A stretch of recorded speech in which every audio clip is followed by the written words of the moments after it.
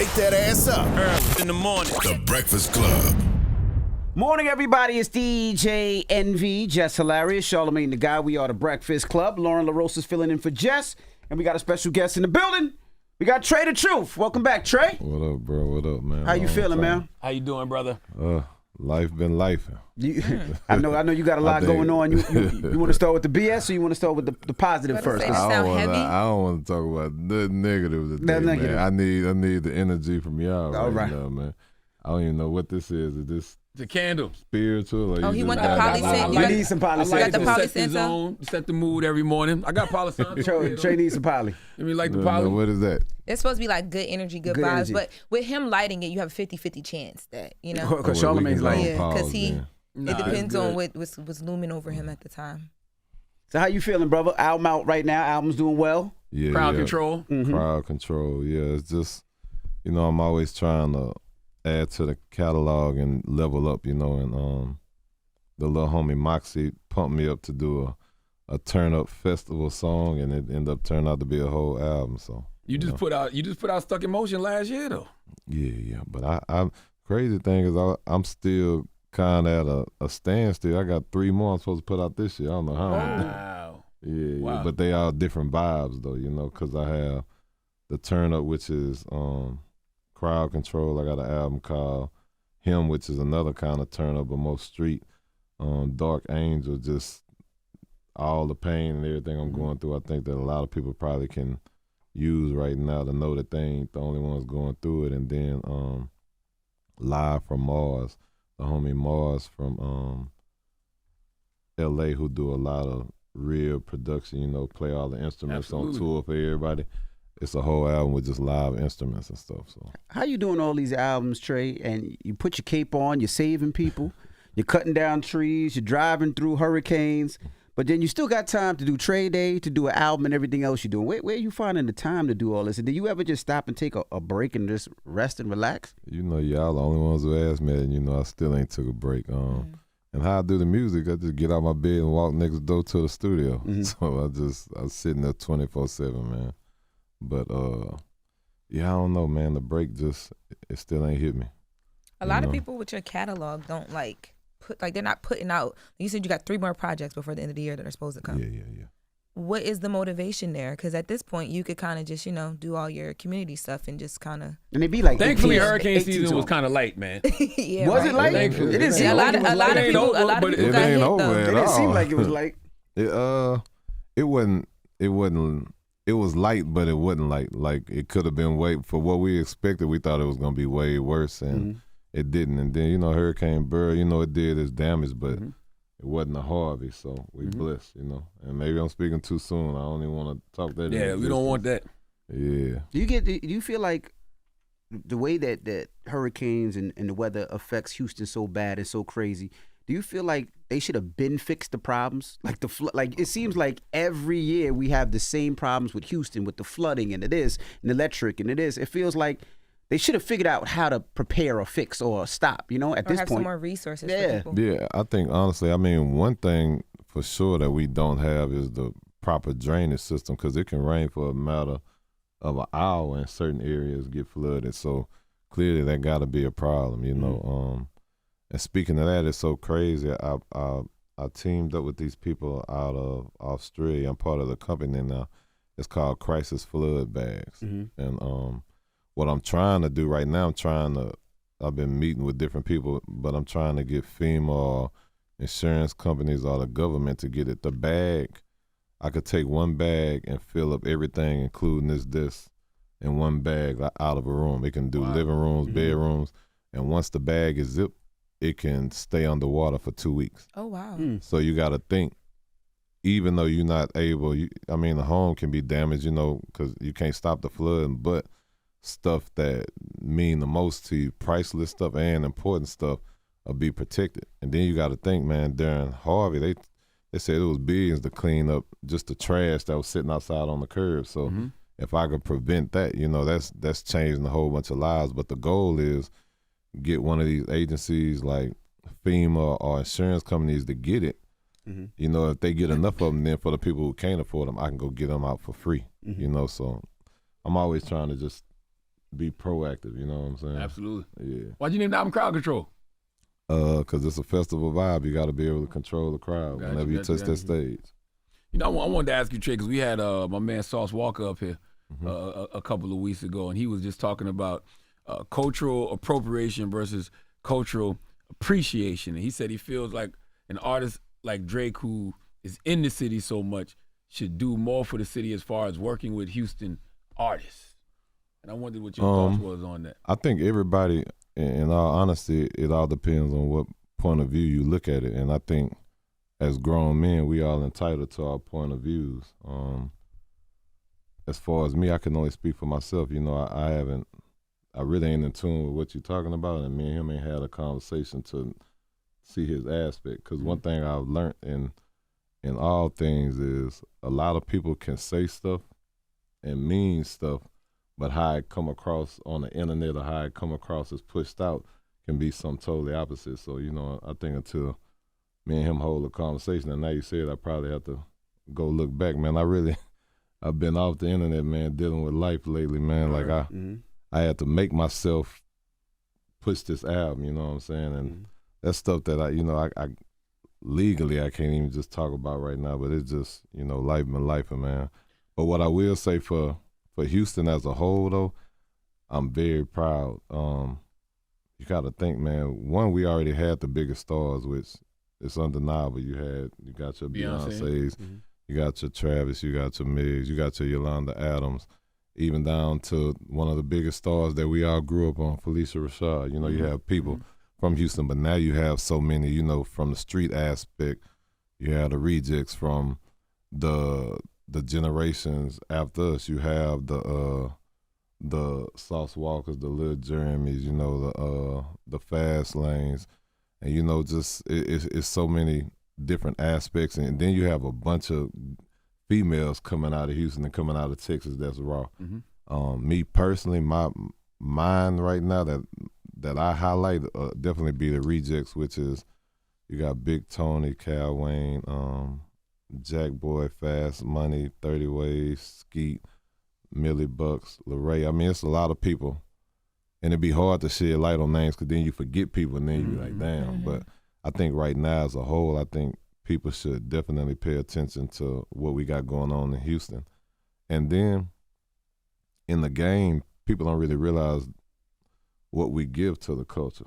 When you go to think of double cups, you go to think of grills, you go to think of cars, you go to think of, speaking of Envy, you know, he ain't gonna think the car is the best ever at Houston, it is.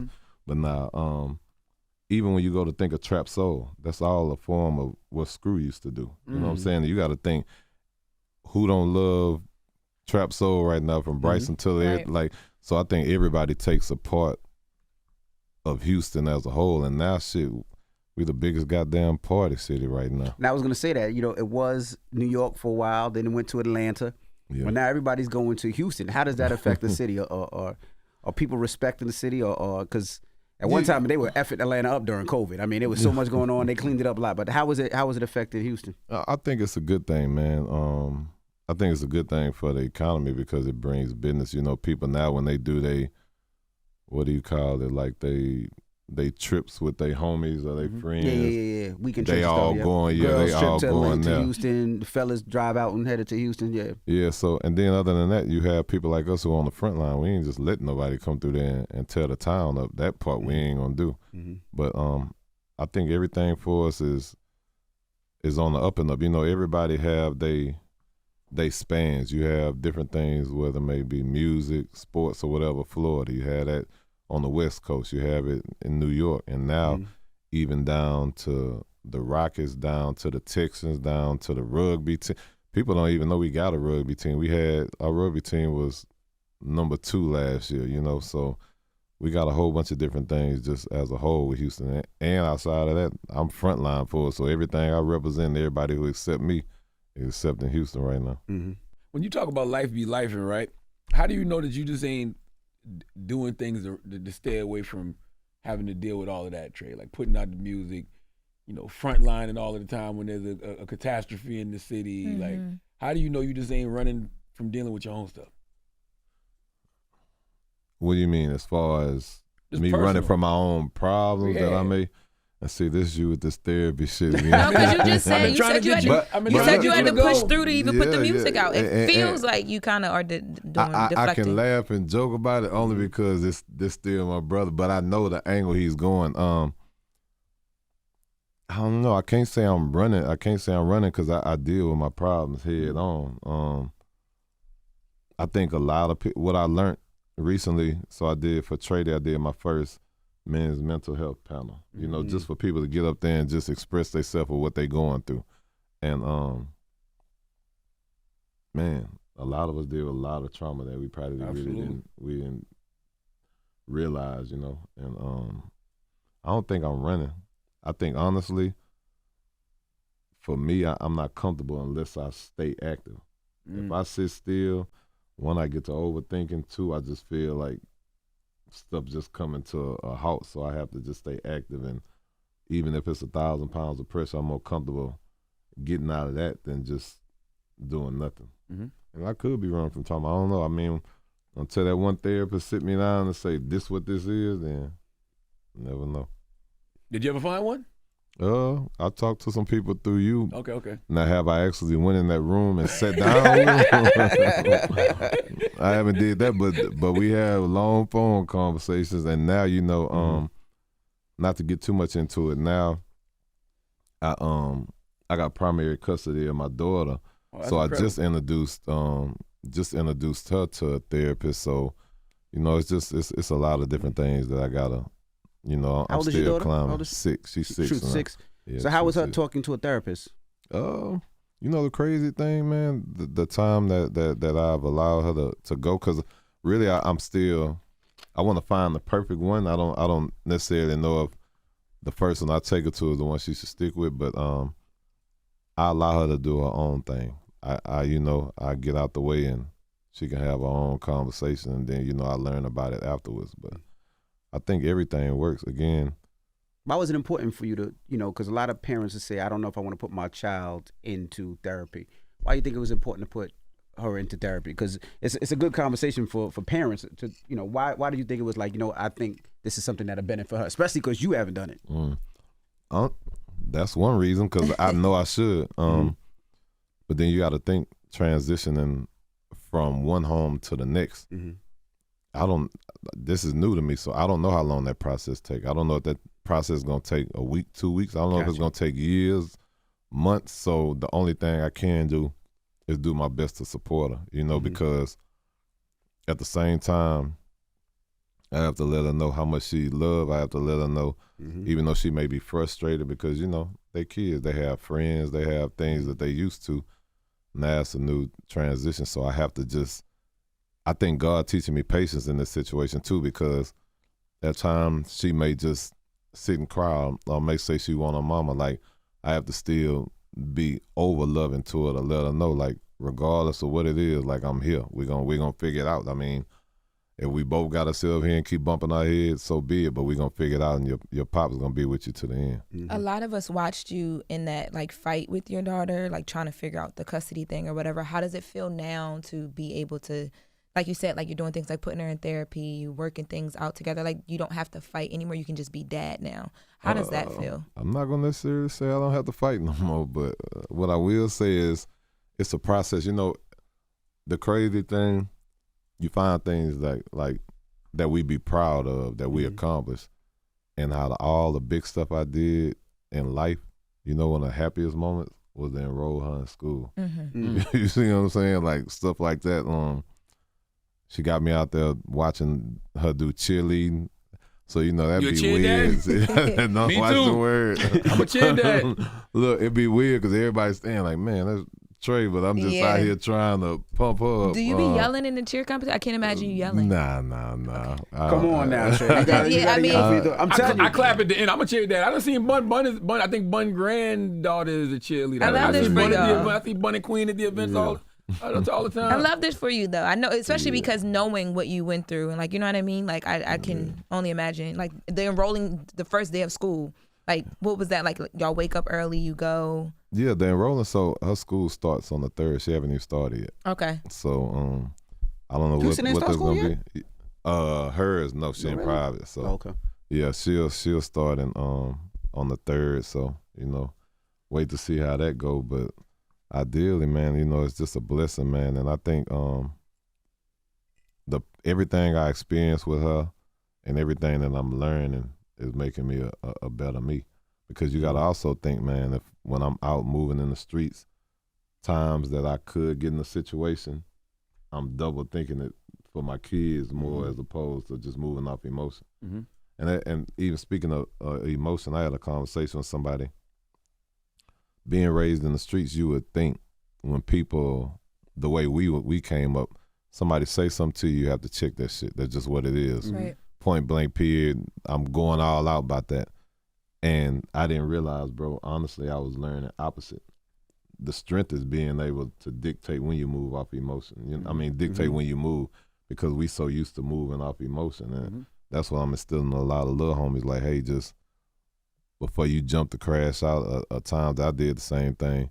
Like, you got to dictate when you move, because moving off emotion, it feel good for that moment. You know what I'm saying? And then you ever see situations where people like, damn, bro, I probably just wasted a whole bunch of time. I shouldn't even did that shit. So Right.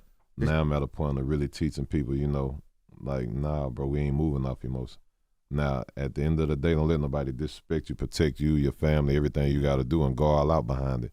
But as far as just say I'm walking in the hall, somebody bump me. Now, younger me would, hey, bro, what the fuck you doing? This one, like, matter of fact, you got it. I'm gonna let you now. Now, if a nigga do that and he go to getting disrespectful, then he get what he deserve. But for the most part, it's like, man, sometimes like some of that shit just don't be worth it, bro. When did you adopt this mentality, Trae? In the past 6 months? Baby girl at home. Yeah, I mean, I'm learning, and I'm still a work in progress myself. And again, it's hard because, again, I deal with everything head up. So this is a new challenge for me to not really move off everything. Man, I used to be to the point, you say something slick on the internet, I'm trying to find IP address. I need to know where you at. Like, you know what I'm saying? So now it's like, sometimes I have to look at stuff and just laugh it off.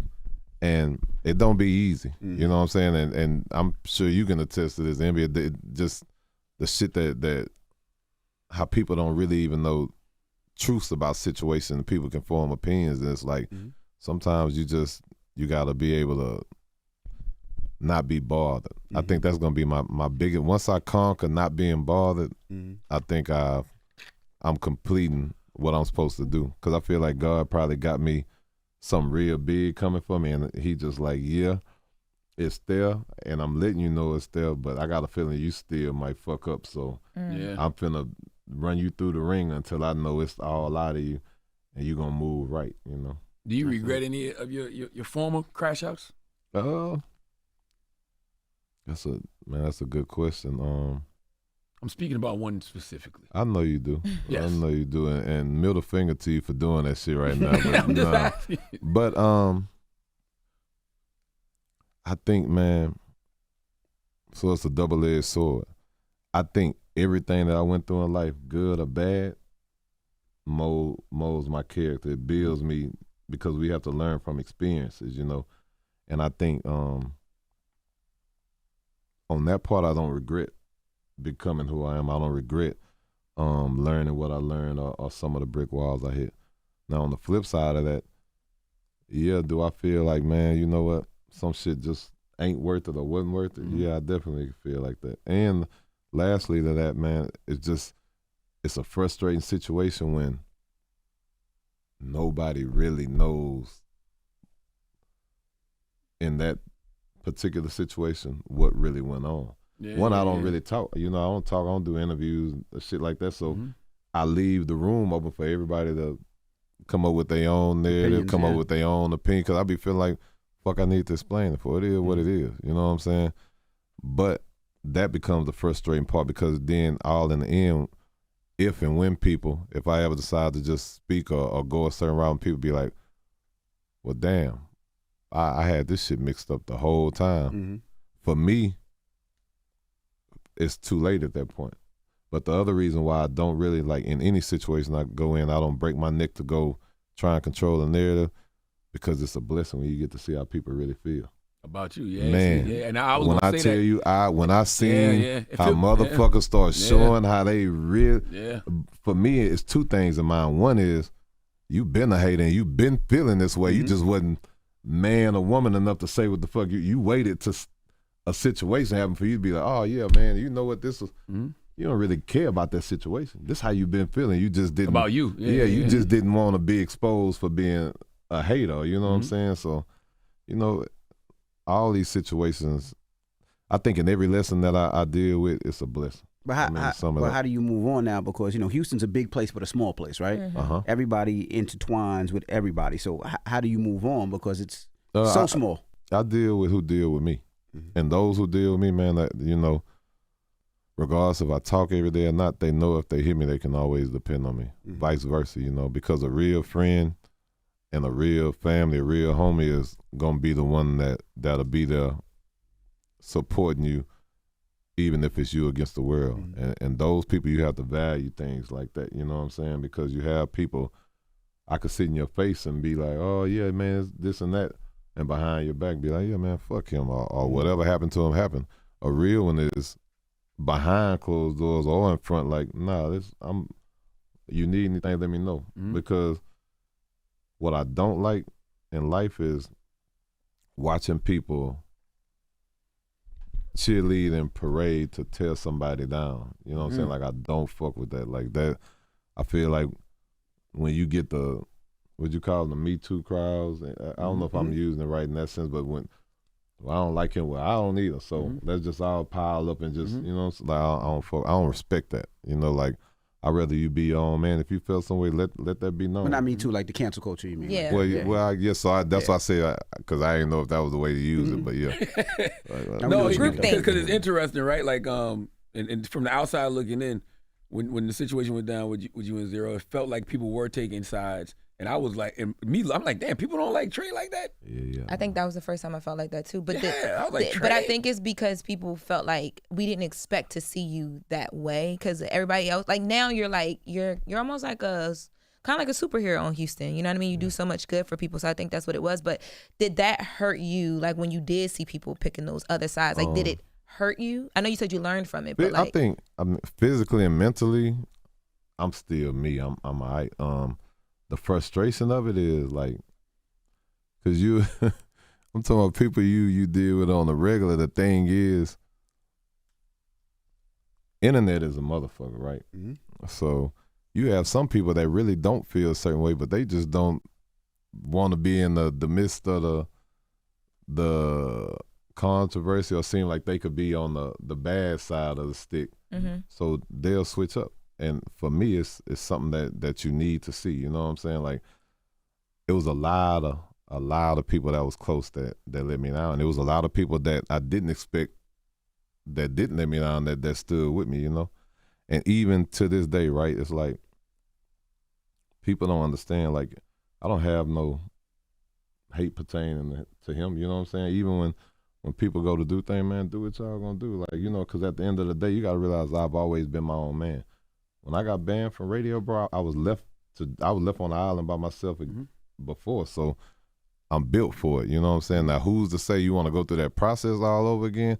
It is what it is. But for me, to be able to see how people really felt, that give me fuel to the fire. You know what I'm saying? That give me, oh, that's how y'all got me fucked up. Now, if you mad, I'm gonna make you way more mad than that. You know, and it just is what it is. But again, you gotta appreciate the people that step in for you. Like when you go to look at Trae days, or you go to look at different stuff I got, there's people, no matter how much I may feel like everybody against me, I have to realize everybody ain't against me. You know, just it can look one way and it could be something totally opposite, because I get support from my real peers, my real homies, my real family. Like they rocking people in town and out of town, because the way y'all see things, everybody else see things too. And a lot of people just still like, yeah, that ain't no solid shit, just for everybody to turn on him. And one thing you gotta know, in every situation, there's three sides to a story.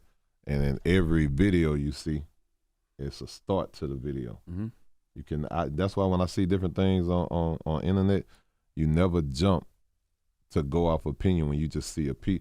You can just see a piece of me and you right now, I may shove you into that they may see. They may not have see you through this milk on me, then told me suck you see what I'm saying? Disrespectful, like you do something like that, people don't, and they just going off what they see, man. And that's why a lot of times people be dead wrong in situations because they jump to form an opinion and they don't really know. But for me, even though I could have probably cleared up a lot, I feel like, for what, man? If you fuck with me, you're going to fuck with me regardless. Because we all do things. We all make mistakes. We all run into brick walls. We all may do things people don't like. You know what I'm saying? But at the end of the day, if you really don't rock with me, I do need to know that, because feeling like I am the person that everybody love, that may make me too comfortable. And then really it's probably holding me back, because God probably ain't going to let me step to the next level, because shit, certain people ain't supposed to be around when I get up there. Do you hold grudges? Because you're a Cancer like me. Do you hold grudges? I definitely do. But, you know, my biggest thing, right, I feel like, 'cause I pray every night at midnight, I feel like when I ask the man up above for forgiveness, I can't do that without me letting go. And that's why, even speaking on this situation, this is probably one of the first times I even speak on it. It's like, I don't have no hate for him, man. I tell people all the time, man, go support the music, do whatever you're going to do. Because what people fail to realize, that was something internal. You know what I'm saying? That was something. Because y'all family. Right. That was something we had going on.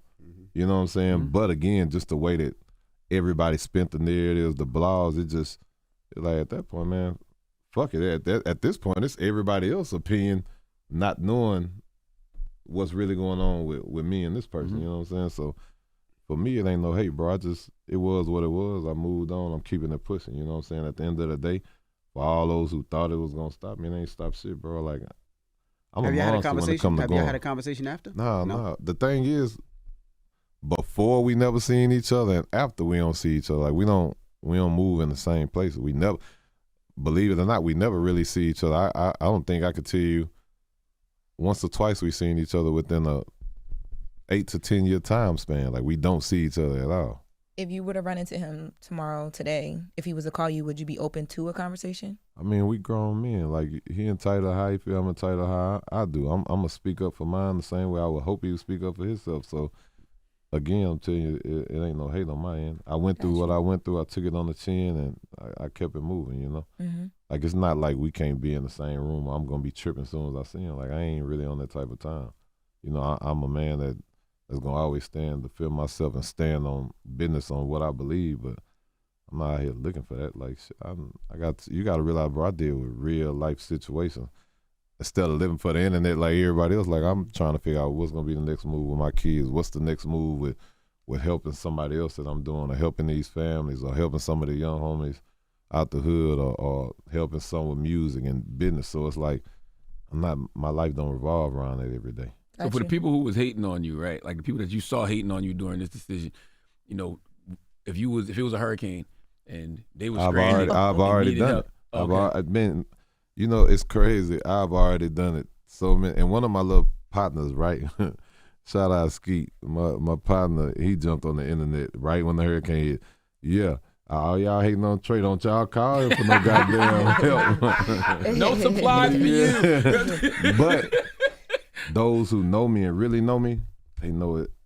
I'm never gonna leave nobody hanging. And it's a lot of people that I ended up helping, and if I didn't help them, I ended up probably helping one of their relatives. To well, some people respectfully came to me like, man, you know what? I was wrong, bro. I formed the opinion, and at the end of the day, I probably shouldn't have did that. And you know, you can appreciate apologies like that. But yeah, you definitely. They ass need help. They ass still calling. That's right. You know what I'm saying? Is that energy still the same for the people who had a lot to say when you were going through all your back and forth with your daughter's mom online? People were picking sides there? I think in every situation you can't, unless I'm putting them all in the bucket or a barrel, it's going to, like, I may have not even seen some of the stuff that they done. So I think, honestly, man, everybody ain't built to like you. You know, everybody not built to like you. They not gonna be in your corner, so it's on you if you want to harp or dwell on it, or if you just want to keep it pushing. You know, a lot of us put value in people that don't fuck with us, and been and overlook the people that really do. So it's like I'm just out of space now. I'm trying to use my energy the right way. You know, I'm a rock with those who really rock with me, and those who don't, shit, it is what it is. I ain't those who don't rock with me. I ain't even mad at you. You end up looking crazy in the end. You know. How did the death of BeatKing impact the city of Houston? I definitely think that was it was a sad situation. It was an unbelievable situation because you know, for us, we used to death. You know, and sometimes you'll see stuff on the internet and you'll be like, nah, hell nah, that don't, you know. But I think that was one of them situations that it wasn't expected.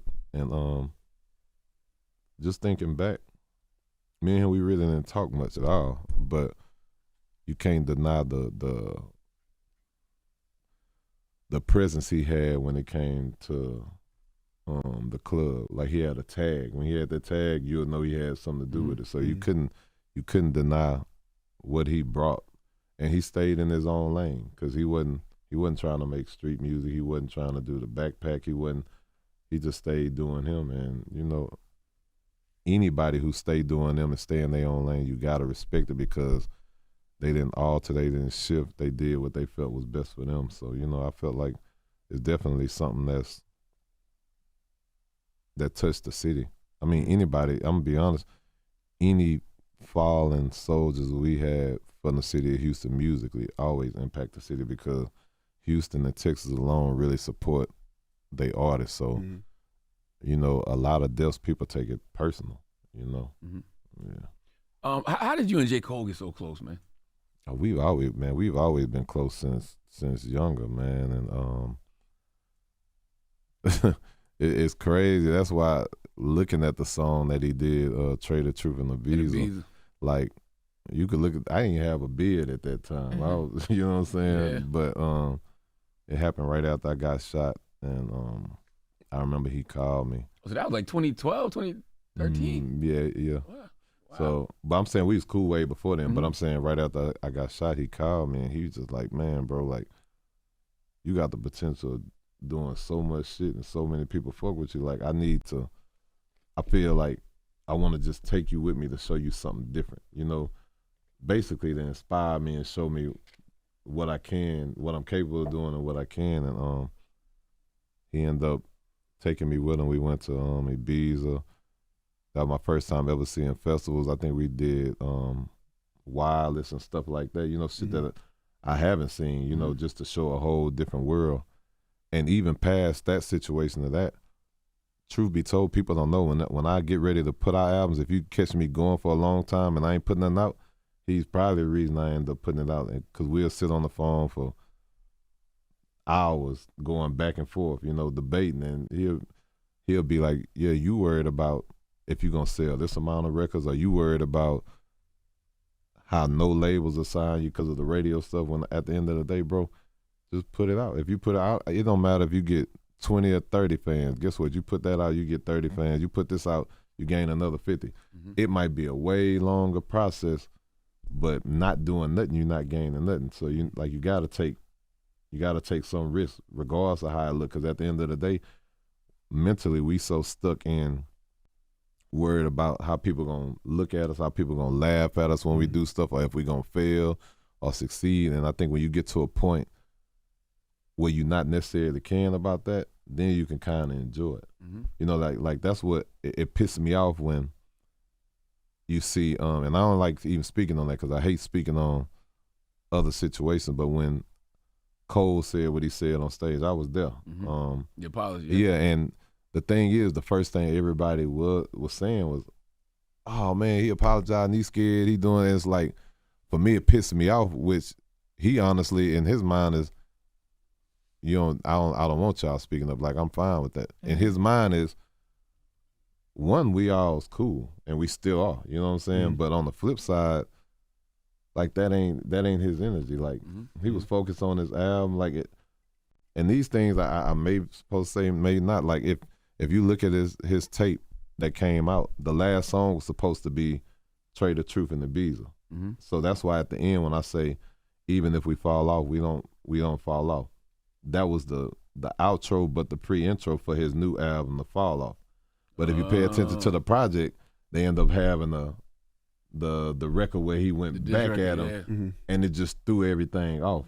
And I think honestly within his spirit, I salute him because he is his own man. Like I'm not supposed to be keyed up by y'all. Right. And at the end of the day, he got on that stage and he said it genuinely, like, that ain't my energy. Like, bro, I don't feel good about that because that's not, like, he wasn't offended by the shit that was said. It was more keyed up by everybody making them go there. Now, You what could I feel it in will the say, record. That shit was, you could feel it in the diss record. That shit was whack. And Cole don't do nothing whack. Like that was like, come on, Cole. well, I ain't gonna say it was, but you know, you gonna wasn't speak whack. good. I It don't was think whack. it was whack It at all. wasn't whack. Yes, it was. But what I will say is, yeah, you can tell that that wasn't the energy he was on.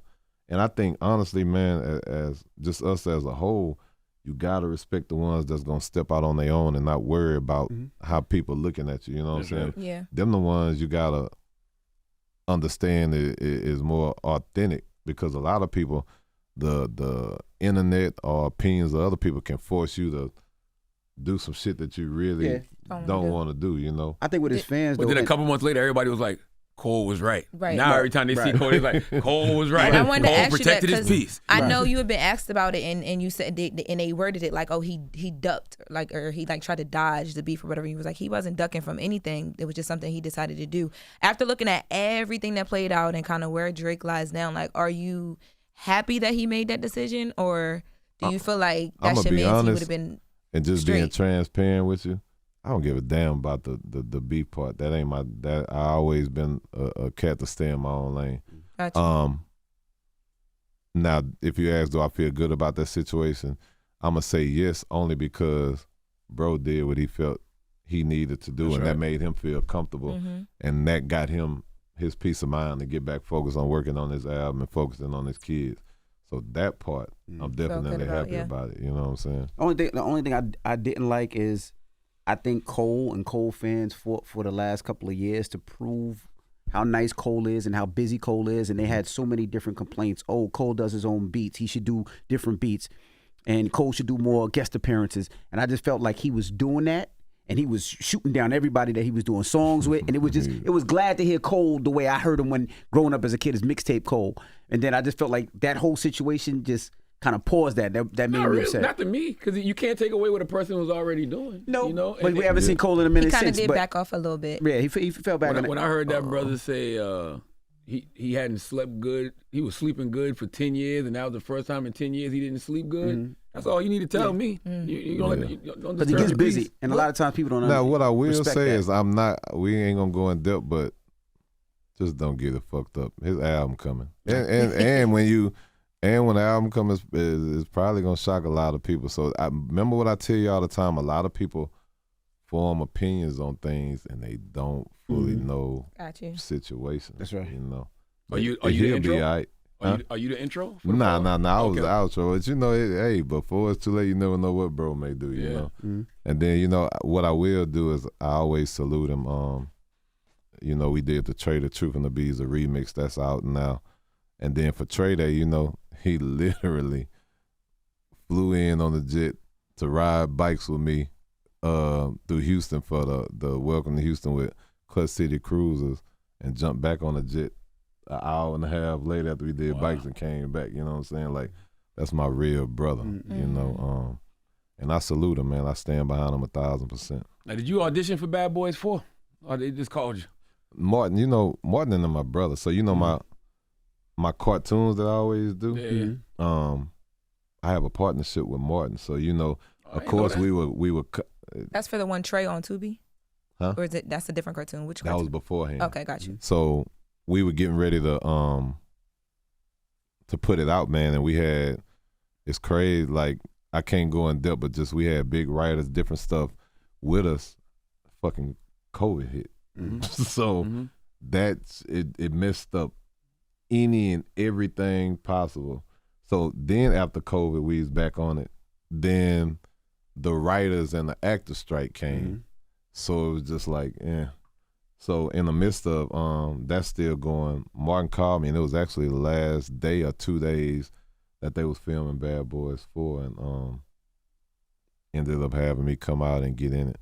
And now that's a new process of me understanding well, with the major movies, because they have so many different versions. Then they had to cut it down to where it's crazy. I'm in a trailer, but in the movie they ended up cutting the movie down, so they took some of the scenes out. Which I don't know if when it come out to streaming services, if it go back in or what it is. But for me, it was just a dope experience. And shit, that trailer you see across the world, you see me all in it. You know what I'm saying? So, and Martin, my brother, his whole family is my family, man. They real support of everything I go through, good or bad. Well, let's get into a joint off the album. What you want to hear? What you want to play, Trae? Man, I have. You play Fires? That's definitely where we at. You gotta do the dance though. You gotta do the dance. I don't know. I wouldn't know how to dance about it, man. Well, let's get into it right now. It's Fires featuring Lil Yachty. It's Trae the Truth. It's The Breakfast Club. Good morning.